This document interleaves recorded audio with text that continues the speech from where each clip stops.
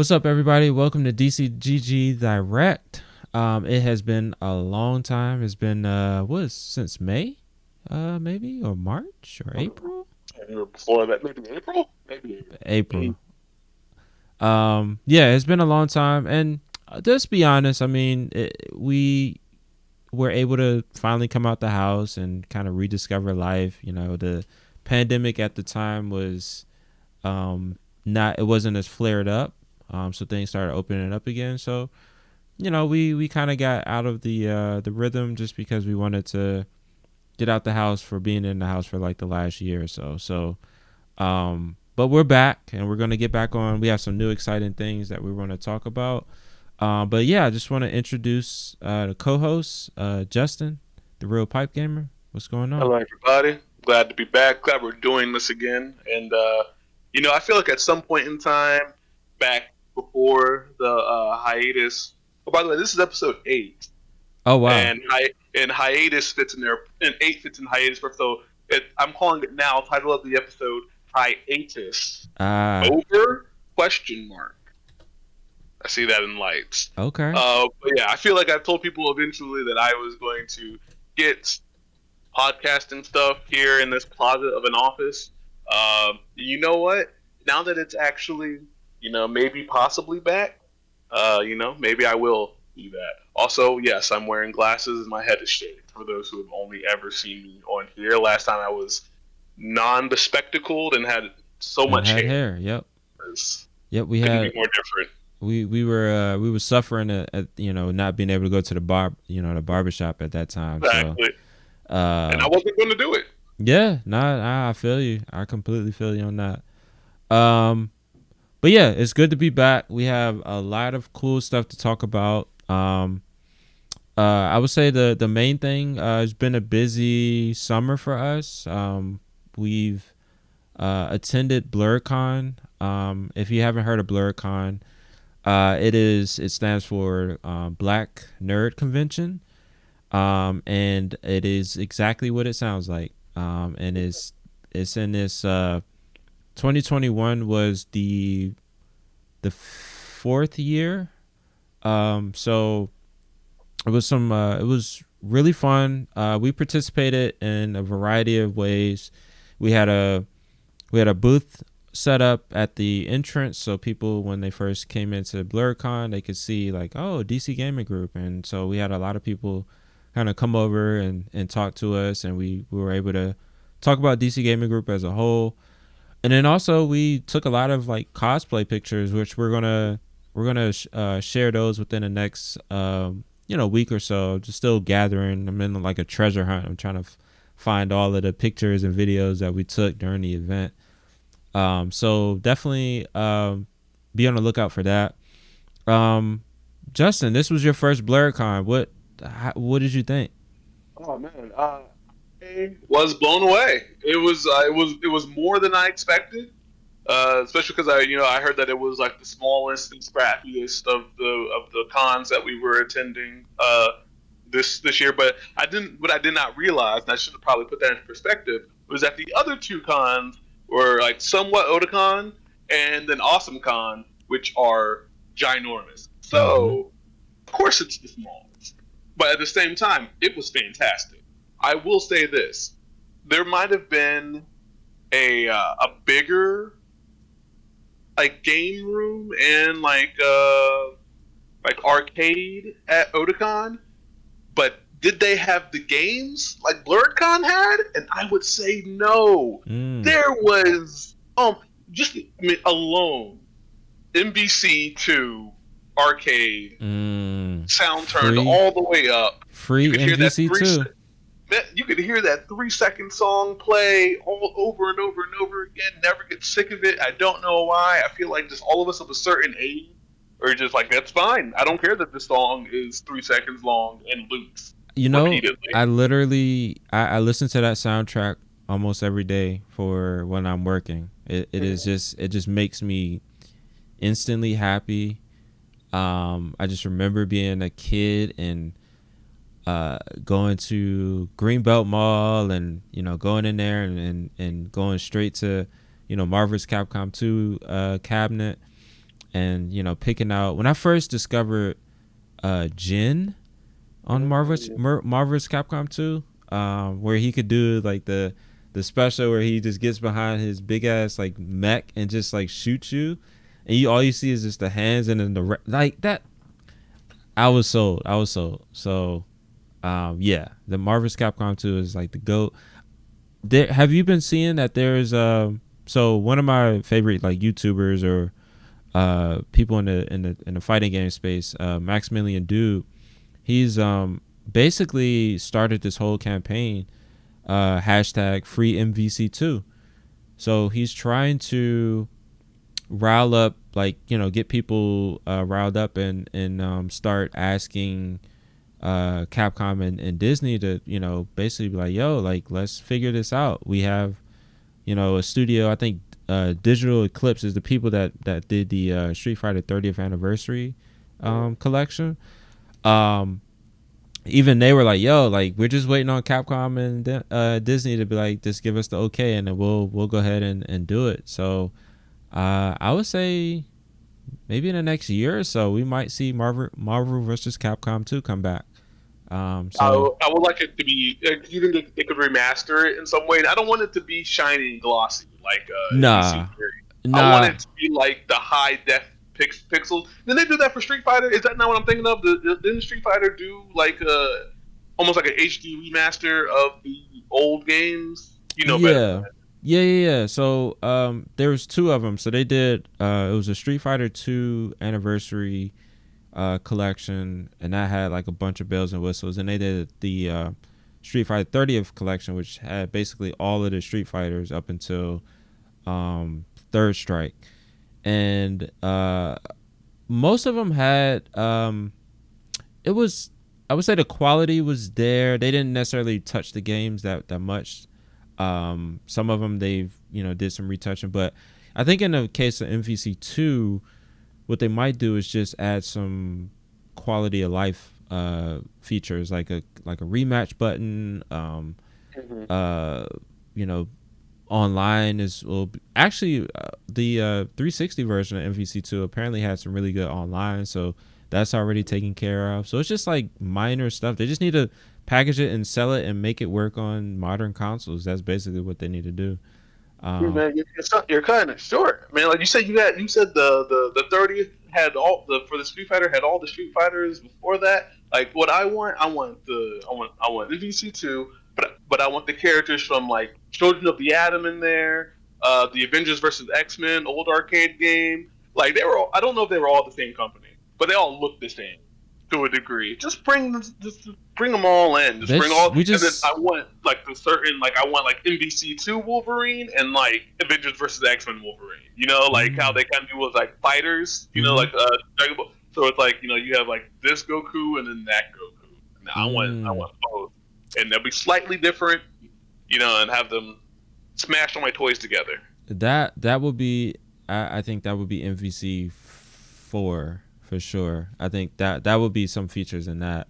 I think MVC2, if they remaster and re-release it, it'll just be MVC2 and a modern wrapper or whatever. But yeah, so you brought up Otakon. I forgot we actually did have a small presence there. This was your first Otakon, right? No, it's my first Otakon in DC though. Oh. My first Otakon was back when it was still in Baltimore. And okay. That was, in fact, the first convention I went to. That was when I was still in high school. And, yeah, that was pretty crazy. I don't know. I want to, I'll say it. I don't care. I'm in safe, good company. It was a life-changing experience. I've never seen that many people so passionate about the thing. And back in high school, like, that's all I did was play video games and watch anime. Like, that was all. Mm-hmm. So, yeah, that was the perfect intersection of just everything. And so I had not been to Otakon since they moved to DC. So going to that, it was same but different. Also, that being said, I didn't get the chance to like explore all around the way I wanted to. Because I wasn't really like I came in more of a volunteer kind type of position, and I Mm-hmm. just didn't have the time to like go around like I wanted to. Like I was fully like if I was just fully just attending. Because man, I'll never forget my first Otakon. Like they sent out the agenda. I don't know if you sent out the agenda or if you got it when you registered it, but the day that you registered, there wasn't a whole lot to do. I think that's what it was. Because I remember going back to the hotel room and like opening up the entire agenda and was like, cool. So I'm doing this and like circling around things I wanted to do. And like I folded up that thing and kept it in my back pocket every single day. And I just knew like I would be doing whatever, then my phone would buzz and like, oh man, like I got somewhere to be right now. Like I have this thing that's happening. Um, like back when we still had the flip phones and I could only keep like 5 alarms on my phone at once. So when I went Yeah. to a thing, I would have to like put in a new alarm for like the next thing. And then of course, you know what, I was 16, 17. So, the I could do the thing where you would go all day, then you would go to the raid that lasted until like 5 a.m. and then you go back to the hotel room and sleep for like 3 hours, and you pop up and you go do it again. Shit. Uh, so that was great. Even though I did go to the raid at Blerdcon. That was Mm. fun. Okay. Didn't Okay. I couldn't enjoy it like I did once again like half my life ago, but you Yeah. know I still had a good time. You enjoyed it responsibly. Yes, exactly. Responsibly. No debauchery involved that time around. Man, I would just say if Blurcon was around when I was in college, you know, wow, that's all I'll say. Yeah. Oof.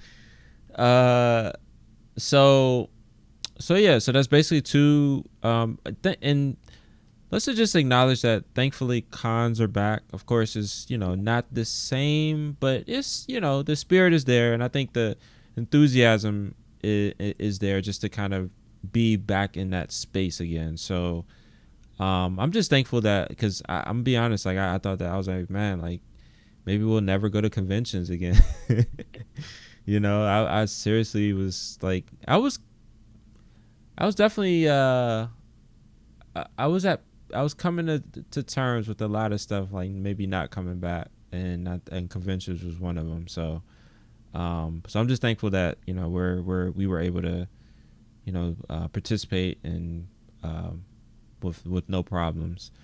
And so to wrap up our con season, we're going to be at Awesome Con this year. Awesome Con is probably the biggest outside of I think Magfest is probably I don't know. I would say Awesome Con is definitely it's just the DC area Comic Con basically. So we'll be there. We'll have an actual like space. We have a pretty decent amount of space there. So we're gonna have like a small little game lounge, um, and we'll have some other like smaller games on the side. So the whole thing is just for you to come and hang out, play some games, and for us to talk to you about DC Gaming Group and all the cool stuff that we have going on. So this will be your first Awesome Con, right, Justin? It will be my first Awesome Con. I have no idea what to expect. I know where it is, right down the street, which is kind of great. I think it's the same hotel that Otakon Yeah, so it's gonna be was. at the convention center. So Okay, yeah. yeah, yep. So And then Marriott Grand Marquis is right across the street. yep. Uh, so yeah, I'm excited to try that out. I have fallen off the anime wagon like I used to be on it. So I probably will get a little bit more out of Awesome Con.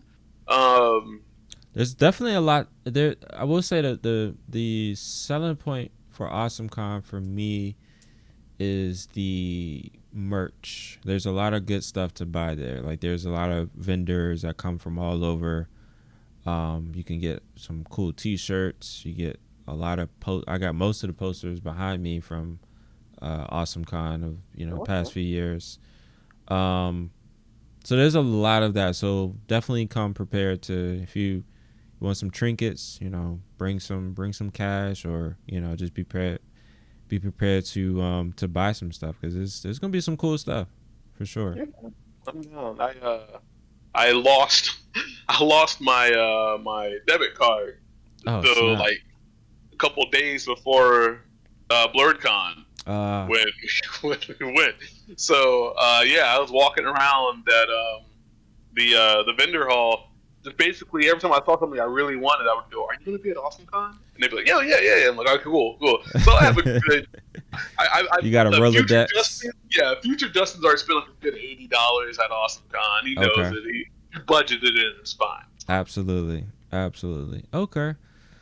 Cool. So, yeah, that's kept us busy. But in addition to the con season, we've been hosting happy hour events at Citystate. Citystate is a new bar slash brewery based in the Brookland neighborhood. A lot of people call it Eckington, but say Brookland. Nobody knows what Eckington is. Uh, and it's in a really cool space. Like this is it's a big venue. Plenty of table space. Mm-hmm. And the other selling point is that it is home to the Killer Queen group, or the Killer Queen cabinet. So if you're familiar with Killer Queen, it started as an arcade cabinet and then was ported to the console a couple years after its debut. So we've been going to City State. We've had 3 happy hours there so far. Definitely want to shout out to Ren for establishing that connection with the venue, and then also establishing the connection with the Killer Queen DC group. They are more than willing, and they've been a great host and teaching people how to use Killer Queen and how to play it. So they're a really cool group. Definitely go check them out. I think they're on Facebook, so just type in Killer Queen DC group, and then you can find a lot of information about them there. But yeah, City State. Justin, what are some of your fondest memories we've had there so far? I mean, as a person who absolutely fell in love with the concept of Killer Queen when I first heard even just like the rumor and rumbles of it, like, oh man, there's this 10-player arcade game out there. Like it's super fun and there's this cult following. I'm like, this is ridiculous. And then it became more and more popular, and like the myth was proven true. And I remember going on YouTube and like looking up videos and going to oh man, what was it? I think it's Bugbear. Oh man, I know this. But anyway, the the developers of the game went to their Mm, website, and there was a link on their website that's like where like find our cabinets here, and clicked on that link and they were all just everywhere else but where I was. mm, Um, and I was like, that was a real big bummer. And then a couple years went by, and then there was this the announcement of like Killer Queen is coming to the Switch, and mm. it's going to be 4v4, and it's going to be online, and you can play with your friends, and it's like what like And it's they're like crossplay. right. It's well, I mean, like, well, I mean, that was after like it took a while. I think it was over a year for it to come to Xbox, and is it on Yeah. PlayStation? Uh, I don't think so, actually. I think it's only on Xbox and Switch and PC. Huh. but I'm yeah, gonna it's, look that it's up. crossplay, and it was just, I mean, it was. I was so excited, and then when I finally got my hands on it, it was everything I thought it was going to be. I was instantly wasn't terrible at it, which is a pretty good selling point for games. Like, okay, I'm not bad at it. Let me keep going down this road. Uh, and I played it all the time. It was a great game to like have a drink and play, because like no matter like you could be bad, you could get stomped, but at the same time like there's no big deal. Like if you're a bunch of little cute bees running around doing the thing. So finally like becoming a giant fan of the game through its like second iteration on consoles. I was very excited to finally try the arcade game in person, and I did, and it's fine. I think I'm going to stick with my console version. What I would like to do, and maybe this is an idea, is to bring the Switch, to have people bring their Switches to maybe Oh even their yeah, laptop. Because like if they have absolutely, gaming laptops, and then we can play Killer Queen Black while people are playing Killer Queen, and then everyone's happy. Because exactly. That is a I good would give them point. my controller, and be like, hey, come on, jump in. I have four and a pro controller, and I know you have some controllers. I don't think you have the game though, but that's okay. Like it's okay. You don't need that. We just need the controllers. Yeah, We can make this happen. I think so too. Now I'm thinking about it. I forgot about the whole feature of the Switch where, remember that first trailer when they were announcing the Switch where they showed people at the park bench and they put their Switch down and you take off the Joy Cons and you're like, I was like, Right. oh snap! Like I forgot that was even a feature. So yeah, that actually could work. Yeah, because we don't, and that would minimize the equipment we have to bring. Um, okay, yeah, we're gonna work on that for sure. Um, If I had to give something else, it would be the fact that last week I just was like, you know what? I'm bringing the whole bag of like board games uh, and card games, and I played just almost all of them. Like my partner was there, and she was like, "Okay, well, while you guys are playing this game, I'm gonna go over here and play that game," yeah, and that was you cool. know, That was it was cool. great. And Yeah. like we're so close to getting the board game group that I want. I'm just like, I'm so very excited, moving around in my chair. Yeah. Uh, Remember like that I, shout out to Josh for bringing that card game that yeah, is kill your babies. It's a terrible unpopular. title. You coined it unpopular opinions, the card game. Um, Because we were just appalled at each other's choices in life for these games. Like ooh, for those who don't know, it is a game where there is a card, and then there is a card upside, like beneath the other card. You don't know what is on that second card, and they're all laid out on the table. mm-hmm. And it's very simple. And I would say that it's more of a conversation piece, an activity than it is a game, but we still got great laughs out of it nonetheless. And basically, you go around in a circle, and one person asks the person on their right or asks the person on the left, depending on the round. You just you point at the game. Well, the cards have games on them. I don't know if I actually said that. The cards have games on them, and then you say, for example, Metroid. Are you going to Are you going to save or kill Metroid? And if the person saves Metroid, uh, the top card, if you will, whatever that bottom card is it's dead. No, it doesn't exist. It's gone. It's out the game. So people get a reaction out of that, like, oh no, like I love Metroid, but I ended up Reaction and killing. judgment. Yeah, I ended up killing. There you go, right there. Judgment. I really enjoyed Judgment. Judgment's a great game. I killed it. Like, oh man, it's a sad day. Then there is the other way around where people like they see that top game and they don't know what that bottom card is, but they couldn't care less. Like whatever that top card is, whatever, that's trash. That's garbage. Get it out of here. Get it out of here. Yeah. And just the reactions of people like, how dare you? Say that Yeah. about Dragon Quest. Like, Yeah. It could definitely start that was great. some skirmishes, but it's a really good way to like get to know people's like game tastes, and that's one of the things I love about, and even from the start when we started DC Gamer Group, was that this isn't going to be a one category or one genre group. Like we're the beautiful thing about gamers is that we all love different stuff, and so being able to give people a platform and talk about some of the games that they really enjoy, and recommend some games that some folks would probably never played if this one person hasn't spoke so highly of it. So it's all about that, but it is very it was very fun and shocking at times to see, like, oh, you're really gonna kill that. So yeah, it's definitely a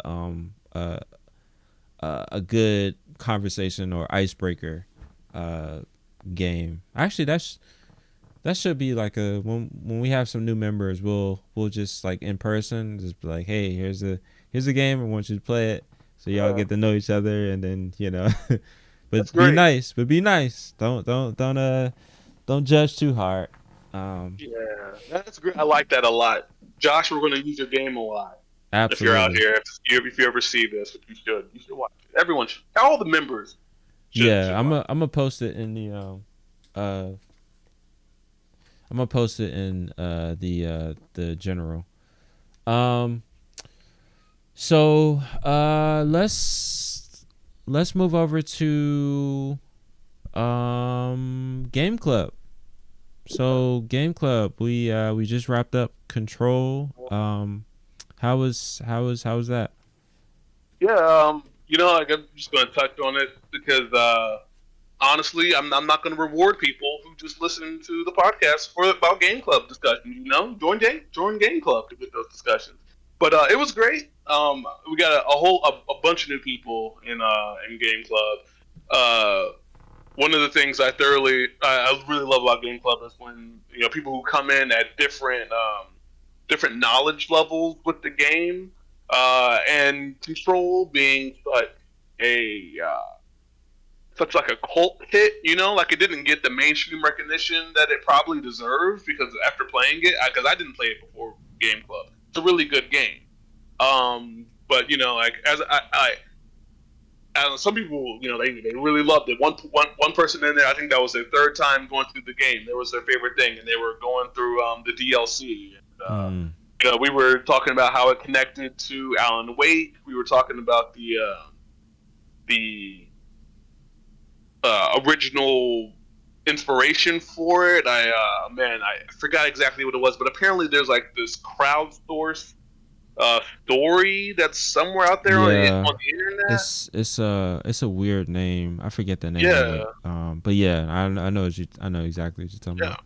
And apparently people can just like write a creepy story. It's not quite creepypasta, but the idea is like there are these things and everything is kind of, I don't know, haunted or possessed sounds too supernatural in the way that Control is not. Yeah. Paranatural, I guess, is more what Control is. Mm. And I know what these words mean, but I don't quite understand the difference. So maybe I sounded like a complete idiot to whoever like heard them. Like, oh, you fool! You ended the other way around. I don't know. But yeah. So that was very interesting. But I don't know. I really enjoyed it. I said it in the Game Club. I will say it here. Once again, not trying to get too deep into it, but Control was one of the best TV shows I've ever played. But that's all so of Remedy's games are like that. I could see that. Especially Alan Wake is a really good one. I highly recommend that if you haven't played Alan Wake, play that. It is so good. I think it's on Game Pass, if I'm not mistaken. Okay. And of course, Break was half of its the whole selling point was a TV show, which I think caused it to not be as good as it could have been. Like the gameplay in Quantum Break is like they have some really cool ideas and really cool powers, but it just didn't feel as fluid as it could be. Like Control feels like completely fluid. Like you feel like you could do everything in that. You feel so powerful in that game. Yeah, I love it. They do such a good job with the environment and like everything else. Like everything is so foreboding and like oppressive and kind of scary. Yeah. But I say that, but like, so let's say like a game like Resident Evil, like everything is scary, and then I get into combat and I'm like, the zombie, I'm still kind of scared. Control, I am super scared until combat breaks out, and I'm like, I'm the strongest person in the room. I don't care. And exactly. I just, wreck shop, and that is a really great feeling. But the second that like everyone's dead, like the adrenaline stops running, and I'm like, oh man, I'm scared again because I don't know. I don't know what's around this corner. Yeah. So there's that, and funny talking about like video games and TV. So before we move on to the next thing, discussion of the week, we have unpopular opinions every week. We're eventually going to integrate this into social. I don't quite know how, but we're going to do it. But that discussion was all about making more video game TV over video game movies. And there was a great discussion around that. A lot of people came in with interesting things. You came in with one of my favorite takes, and it's because of doing really hard games like Dark Souls and the Soul series, and then like scary games. And I'm like, that's perfect, because as someone who does not like scary games but loves scary TV, scary movies, I'm all about horror. When as long as I'm not playing it, I would love to watch like a horror based, video game TV show. And then at the same time, I'm not playing Dark Souls. I did play Dark Souls. I think PlayStation gave it away like a couple years ago for a PS Plus. Nah, not for me. It's not. It's I want to like it so much. Like, I love the lore. I love the world. I love everything about it except the combat and just like the punishing nature of, like, I don't care about your time. You're gonna devote all your time and energy into these levels, and it's just like, I got so many other games I want to play, so it's hard to focus on that game. It's too hard. So stay in it and get good. Yeah, but what's this month's Game Club? Oh yeah, this month we're playing Undertale. And another game I've never played before, but heard a lot about. I am a couple of hours in. My understanding that if you know what you're doing and you're actually like going at a clip, you can beat in about 6 hours, which is always good to hear, because that means that me not knowing what I'm doing and someone who really likes to poke at everything, because I feel really good when I find a secret. Probably going to take me about 12, but then so like what to do for the rest of the month. Apparently, it's very replayable. In fact, from my understanding, is that you at least want to play it twice, because the world kind of knows that you're playing it the second time around, kind of like a Oxenfree, which was very interesting. If you played that game the second time, it's like the world knows that you're playing it again, and will react accordingly. So, my understanding is that Undertale is similar in that sense, where like the world will know that you're playing again. Gotcha. So I'm curious to play it once and play through again. Normally for Game Club, if a game has multiple endings, I don't want to play it again. I like my ending, and then I want to hear about endings from other people. But this time around, because the game kind of is built in such a way, we're like, no, play it again. Like, we want you to play it again. I will go through and try to anyway play it again. Yeah, so that's going to be fun times. Yeah, I've heard nothing but good stuff about Undertale, and I never really understood exactly what it was. So I'm coming at it like completely blind. So it's going to be interesting. I'll tell you right now, it's not your type of game, but you could make it a lot more fun by ignoring what a lot of the game is going to tell you to do. A lot of games going to tell you to be like, hey, talk to everybody, try to make friends. Your other option is just to go ahead and kill everyone. I think that you might like that, because it is it's one of those. It's almost like a golf game where you got to like hit the button when the bar is in the right place, and then the other half is like a bullet hell where you are an icon and you have to dodge the attacks from the other person. So I think you would enjoy if you got to do a lot more of the bullet hell golf game thing, as opposed to trying to solve, like, every enemy is kind of like a puzzle. So you can be like, oh, it's a dog. Okay, I go to, instead of going to fight, I'll go to act. And let's see, there's all these options here. I'll do pet. And then the dog would be like, oh, hey, I love pets. And you're like, okay, cool, I did the right thing. And then you can like make friends with the dog as opposed to killing the dog. So there's that thing. So cool. I would say for you, just go for the killing. Just go for it. Have fun playing the game. I'm having fun, like, just trying to solve the puzzle of all the enemies. And there's a lot of them. It's a very well made game. Just because it's made by one guy.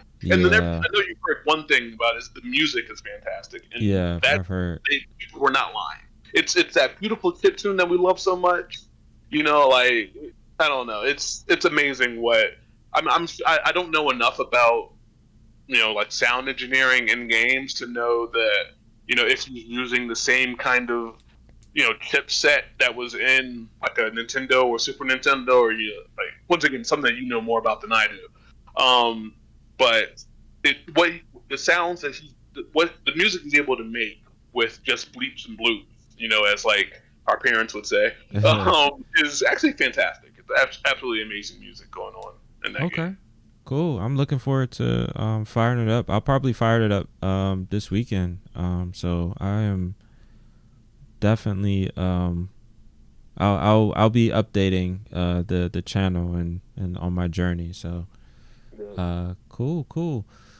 Just briefly, I want to bring up one of the new features inside of Discord is the ability to create threads. So if you ever been on like a forum or you've been on Reddit or whatever, it's kind of like the same concept. Or even if you've dealt with like Slack or Teams, all of those like platforms have a way for you to kind of break out and start like a conversation on like one little specific topic, which is thread. So I'm going to be experimenting a lot with that in the next few weeks. There's a lot of things that like one of the ideas is having kind of like a a weekly having weekly discussions on different topics, when we're in the throes of the week. We don't have the time that we want to play games, but we want to talk about games. So just having that activity going is going to be it's going to be cool. So look out for threads. I'm playing around with how folks can discover them. It's not as straightforward as I would like. It's in the beta phase, so there's going to be a lot of like weird user experience things, but definitely keep an eye out for some interesting topics that we're going to be touching on going forward. So I want to briefly talk about upcoming events. So we've talked about AwesomeCon. So we're going to be there. I think it's August 20th to the 22nd. So that's next week. Tomorrow we're going to have Apex game night starting at 9 o'clock or 9:30, I believe. And then to end off the month, we're going to do our monthly trivia event. So shout out to Ren, who is Camelback of Liquor inside of Discord. So definitely check. I think it's on our Meetup group, and then also it's in Discord natively. You can RSVP. So keep an eye out for that. And our final topic is I want to talk about arcade night. So what is arcade? When we first came up with the concept, the idea was, we're basically put on a virtual arcade. And what games do we play? Well, we play a ton of what we call local and couch multiplayer games. And some games will include like, top level Mario Party, Mario Kart.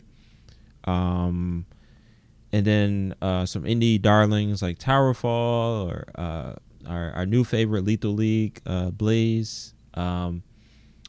So basically every Saturday night around 9 o'clock, we have a rotating list of games that we host. We're working on a way for the community at large to start hosting their own what we call arcade cabinets, which are basically just voice rooms and where you can coordinate with the host and join their game. But the big feature that we want to highlight is this piece of software called Parsec. Parsec is basically a way for you to connect to someone else's computer and play a game like you're playing locally. So Towerfall, for instance, doesn't have online.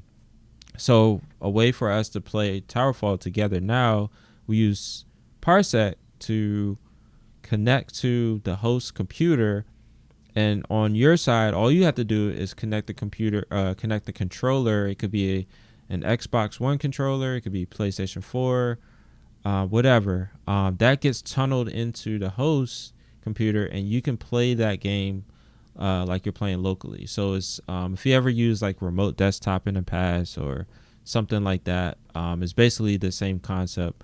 So you're seeing the game on your side, and you're playing it just like how you would play it if you were playing it locally, but you're basically playing it on somebody else's computer, which is a really cool tool.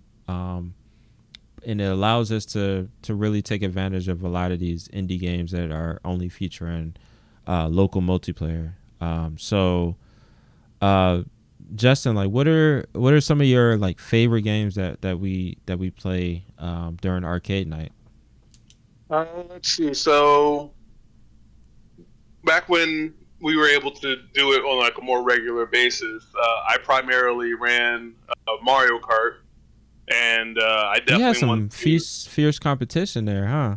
Oh yeah, like don't get me wrong. The first couple of weeks, I, I was stomping everyone.